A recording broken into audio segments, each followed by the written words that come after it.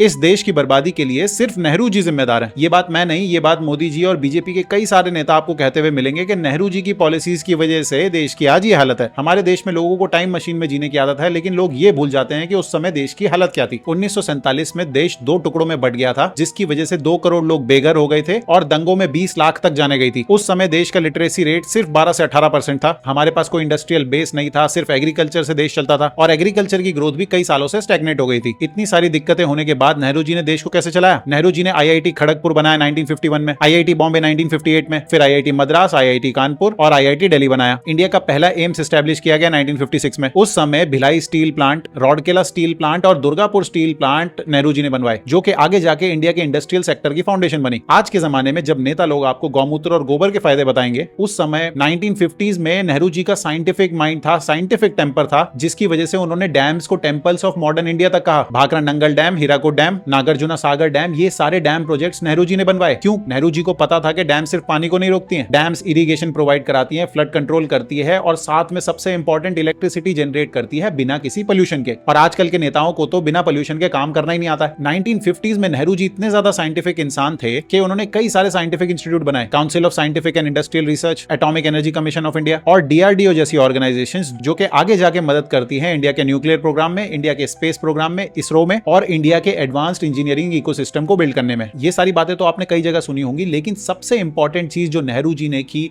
वो था इंडिया की डेमोक्रेसी को स्ट्रॉन्ग करना। इंडिया के आसपास के कई सारे देश एक साथ आजाद हुए थे 1950s में, लेकिन साउथ एशिया में सिर्फ इंडिया अकेला ऐसा देश है जहां पर डेमोक्रेसी फ्लरिश कर रही है। क्योंकि नेहरू जी के पास जब मौका था अपने आप को डिक्टेटर बनाकर देश पर राज करने का, उन्होंने वैसा बिल्कुल नहीं किया। उन्होंने देश में डेमोक्रेसी स्टैब्लिश की, उन्होंने फ्री इलेक्शंस कंडक्ट करवाए बिना एसआईआर के, पार्लियामेंट को प्रोटेक्ट किया, इंस्टीट्यूशनल बॉडीज को प्रोटेक्ट किया, सिविलियन कंट्रोल एस्टैब्लिश किया मिलिट्री के ऊपर, जिसकी वजह से आज इंडिया में कोई मिलिट्री कू करना सोच भी नहीं सकता। इंडियन जुडिशरी को इंडिपेंडेंट बनाया। ये सारी चीजें नेहरू जी ने 1940s में की। डेमोक्रेटिक इंस्टीट्यूट्स जिनकी आज की सरकार बत्ती बनाकर सिटीजंस को दे रही है, इन सारे इंस्टीट्यूट्स को स्ट्रेंथन किया था जवाहरलाल नेहरू ने। मैं मानता हूं कि मोदी जी ने भी इंफ्रास्ट्रक्चर के ऊपर जरूर कुछ काम किए होंगे, लेकिन 2014 में जब मोदी जी पावर में आए तो उन्हें ऑलरेडी एक बना बनाया सिस्टम मिला। आईआईटी का नेटवर्क, आईआईएम का नेटवर्क, एम्स का नेटवर्क, हाई स्पीड रेल्स का network, hundreds of universities, automobile sector, large industries का सेक्टर, हैवी इंडस्ट्रीज का सेक्टर, एक बूमिंग फार्मा और आईटी सेक्टर। ये सारी चीजें मोदी जी ने इनहेरिट करी। जब जवाहरलाल नेहरू प्राइम मिनिस्टर थे तो उनके पास कुछ नहीं था, देश बिल्कुल गरीब था, देश की हालत बहुत खराब थी और वहां से उन्होंने इस देश को बिल्ड किया है। जवाहरलाल नेहरू जी ने जो बेस्ट हो सकता था इस देश के लिए किया। 1950s में भी अगर कोई नेता साइंस की बात करता था तो समझ जाइए वो कितना अच्छा नेता रहा होगा। भैया कमेंट करके बताओ कि इंडिया की राजनीति का बेस्ट प्राइम मिनिस्टर कौन है। वीडियो भेजो अपने दोस्त को, मुझे सब्सक्राइब और फॉलो कर लो और कंटेंट के लिए।